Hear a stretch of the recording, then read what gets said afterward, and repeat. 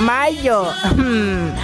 Kama Krismasi imeukuta ghafla mpaka sasa hivi upo nyumbani, jipige kifua, sema sina tofauti na marehemu.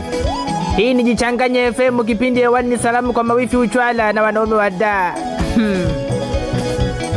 Hili lako wifi popote ulipo. Kazi tu kumchukia mke wa kaka yako, wewe kuolewa huolewi, upo tu umezubaa nyumbani kama fensi ya Mirembe. Kilimu imegoma, umekuwa kama mama wa vinyonga. Shepu imeingia ndani kwa unafiki. Kama wataka kaka yako asiowe, nenda ukamtafutie mganga ukoe wewe, mshenzi kabisa.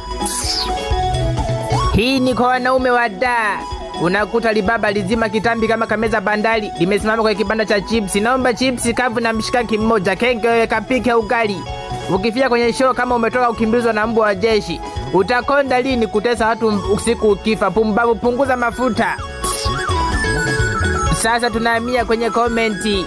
Wakati tunasoma komenti nikukumbusha wewe unayetaka kutengeneza frame za kioo, iwe pharmacy, iwe mpesa na mambo yote kuhusu aluminium. Muone Kalungila fundi mbobezi, anafika popote ulipo, namba zake za simu hizo hapo zinapita.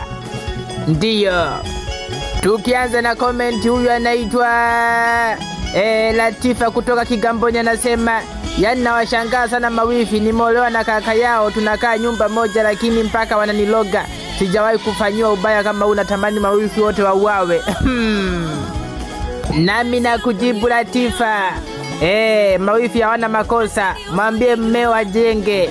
Anakaa kwao mpaka sasa hivi, yeni picha ya familia, mshenzi huyo. Mawifi wa Latifa, kama mnanisikia, logeni ongedele na kaka yenu, mumloge atoke kwenu.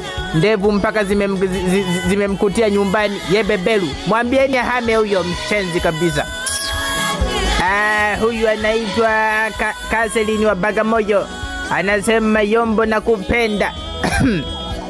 We Kaselini wa Bagamoyo, umepigaje hapo? Yani wanipenda na upo nje ada. Pumbavu, hichi kipindi cha mahusiano, ngoja nikupigie kabla hujapewa taarifa.